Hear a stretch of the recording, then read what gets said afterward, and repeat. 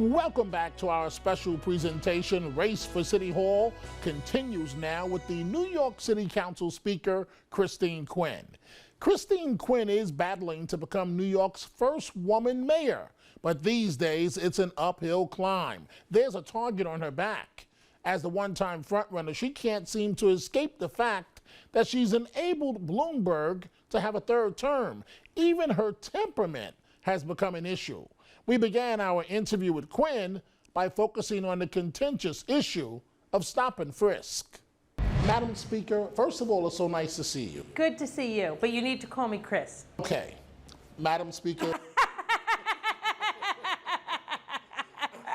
I want to start this way.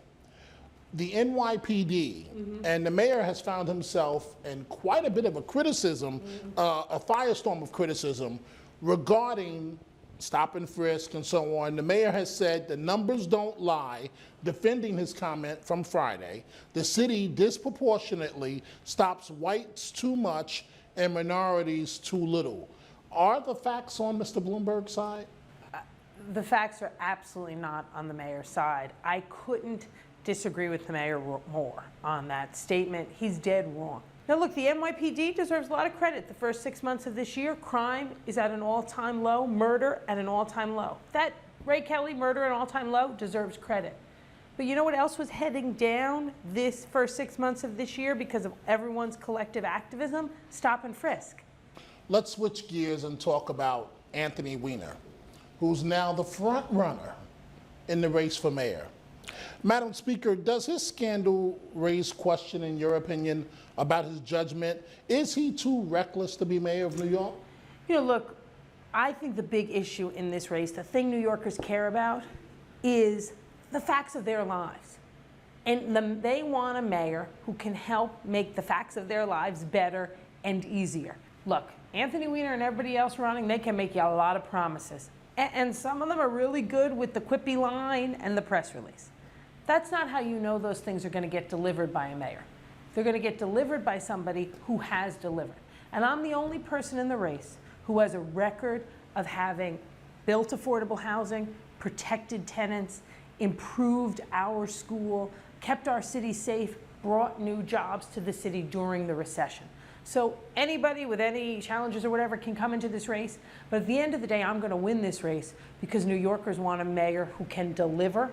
And the only way they know it's real and not just talk, which is cheap at the end of the day, is based on what we've done. And I've delivered, I will deliver, and that's what's going to matter, because polls go up, they go down. Madam Speaker, Mr. Weiner, when we met with him about a month ago, told us over term limits, that was a deal breaker.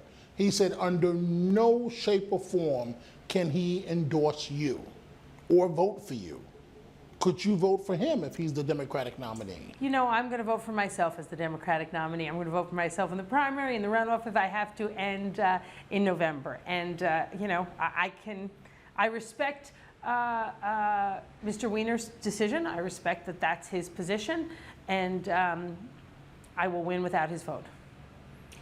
You know what the follow-up is. What if Weiner's the nominee? You already know what my follow-up question is. And I'm not going there because I'm going to be the nominee. So, okay. And apparently he's not voting for me and life goes on. Are you worried whether or not New York is ready for a woman mayor?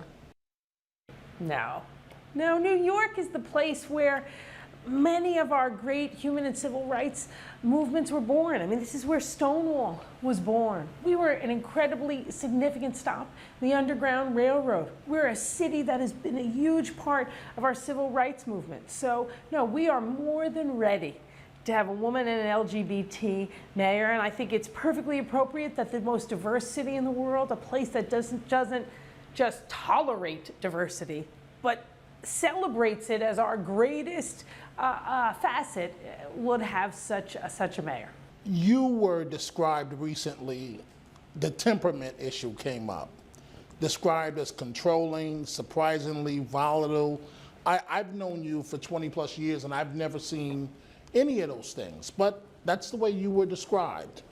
Is that fair, or would they say the same things about a man? Well, I don't know if they would or they wouldn't, but look, I'm tough and I'm pushy.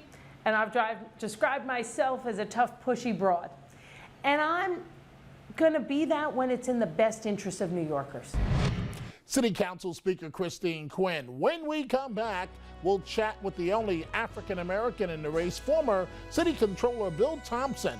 The race for City Hall continues after this break.